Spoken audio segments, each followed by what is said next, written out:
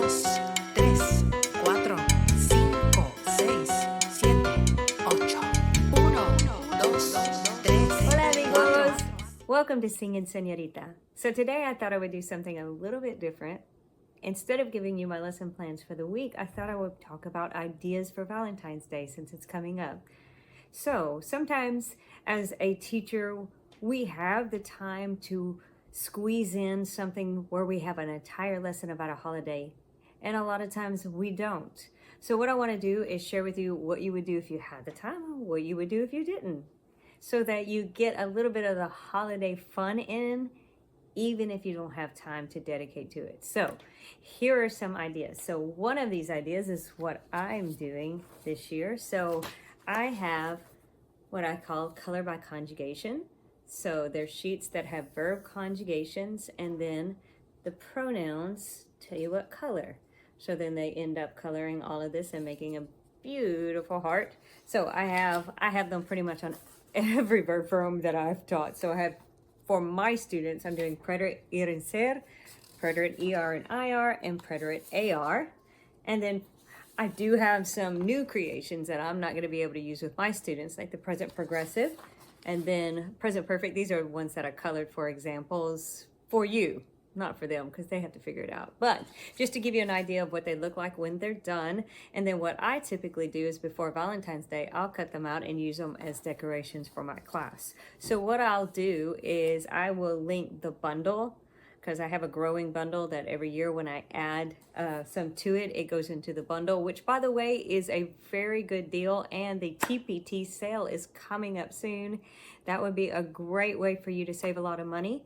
So any of my growing bundles, what happens is whenever you buy them, they're already a discounted price, but at that point when you buy it, then the more I add to it, you'll get a notification that I have added more to it. So you'll basically be getting everything after that point for free. But if you don't want the bundle, at least the bundle will show you everything I have in the Valentine's category. So you can check it out with that link. So that's if you don't have time to dedicate to the day. Also, what I'm doing is just in general, because I have a fast finisher section, I am leaving out a vocab list, and then I've got several different puzzles to do with Valentine's vocab, so the students can take the initiative to do it on their own. So there's the crossword puzzle, the word search, and a word scramble with a hidden message. And to help you out as teachers, there's all the answer keys for each one of those, because I know I used to make word searches and then I'm like, oh, I've got to find the words every year because I didn't make an answer key. Silly me. But now I do. So that's what I would typically do if I did not have time to dedicate. Now, I have also, there were years where we made Valentine's Day cards for them to give out to maybe other teachers or other students, and I actually was making copies of mine because I'm going to have mine as a fast finisher activity if they want to do that. But I made copies and I left them at work. So I will try to pop a picture up on one of these sides so that you can see what I'm talking about. And by the way, talking about Valentine's card, I have a freebie that I'm going to link for just free little bitty Valentine's Day cards. If your students want to make a Valentine's Day card and send it to a student in their class, another class, or take it somewhere, then they're just a quick and easy little thing. And I like to stick things like that in my fast finisher section. And I actually have a little mailbox in the back of the room that I am going to let my students deliver it to other students in other classes, because I think it would just be something fun, because they don't know what snail mail is. It's sort of like snail mail.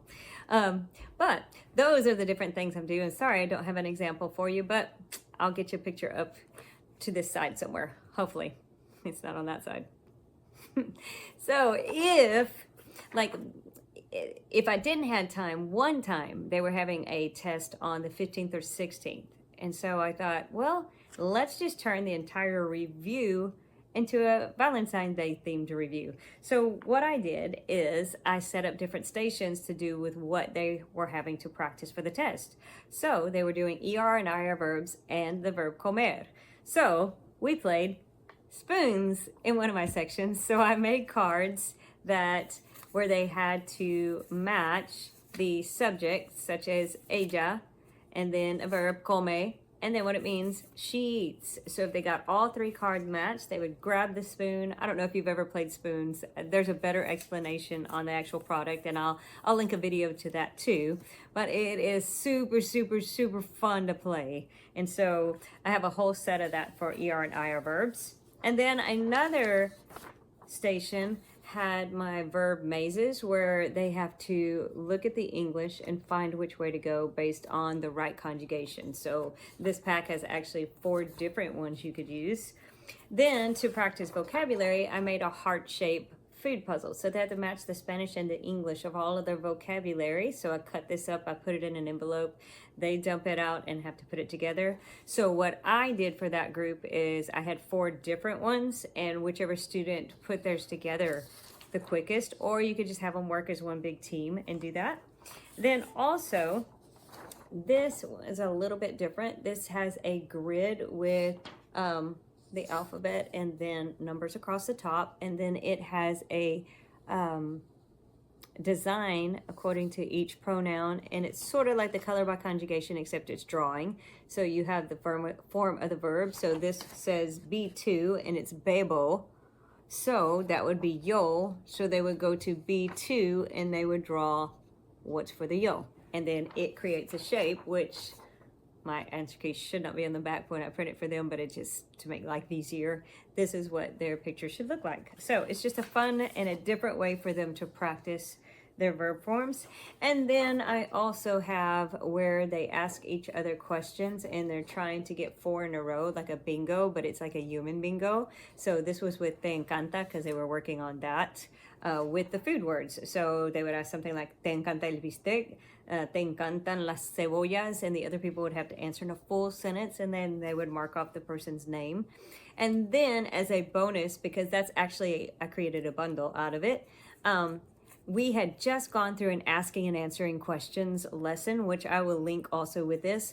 But then I made all of these hearts. There's, I think, 12 to 16 hearts, and they just have a verb on it. And what they have to do is one person has to take their verb, create a 2 question for a partner in their group, and that person answers in the yo form, and they just keep going back and forth until they've created questions with all the verbs and answered all the verbs. All right, so that's a way that maybe if you know you have a test coming up, you could just make a theme day. So another thing that I have done is, I think this is so hilarious. This was more for my level 2s. This is like Mad Libs. I don't know if you ever did those as a kid, but they're super fun. So they have this page and they have to fill it in with things like sustantivo and noun in the plural, lugar, a place, nombre de un muchacho en la clase, nombre de una muchacha en la clase. So they have to fill all those in without looking at the story, and then plug them into the story. And then what I had my students do was read their own story, figure it out, and draw a picture of what happened in the story. And if they wanted to share their story with the class, they could. So that pretty much took up a class period. So if you're teaching lower levels of Spanish, I do have a Valentine's Day packet. It has a reading. So what it starts out is teaching them different verb forms that you can create into a noun just by adding sion. Doesn't work with every verb, but it does work with these. So I have several pages where they practice doing that. You have the choice of where you have them do that, the sion, look at the verb, create the sion, and tell what it means. Or you can simply just have them go straight to creating the sion, and then they have a space over here to write cognates for a reading. So this is a reading about Valentine's Day, how we celebrate here and how we celebrate in other countries, written in very simple Spanish with a lot of cognates. So what they would do is read, and because they've gone through that lesson on how to do the sion, they circle all the words they find here with sion in it. They write them down, tell me what verb form they came from, and then write a simple summary of what this is about. Then there are several activities in here, just like comprehension activities, just so they can answer questions in a multiple choice form. And then I've got the answer document. They could match how each country celebrates. So they would cut these up and put them in the right positions. And that's in Spanish. And then I have an English version of that. And then I have a page where they answer questions in complete sentences about the readings. Just depends on what difficulty level you want for them. I also have a Venn diagram where they compare how Valentine's Day is celebrated in the United States compared to in Latin America and how they're the same. And then you could even have them write about it in Spanish. So it just depends on what level you want them to work with through that. And I would say that would be more for basic levels of Spanish. And then I have a more advanced version that talks about the history of Valentine's Day, and this is with preterite and imperfect. So students will have to circle the imperfect and underline the preterite, and then what they have to do is list those words and then bring them back to the infinitive. The reason I did this, a lot of my students, they'll be doing a reading and they don't have a clue how to look up the word, but you have to take it back to the infinitive in order to look it up, because I don't always like them using the computers all the time, because a lot of them just cheat and put in the whole sentence. And then what I had them do, or you could have them do, is give me the preterite and imperfect that was in the story and tell me why the preterite was used or why the imperfect was used. And all of these things have answer keys.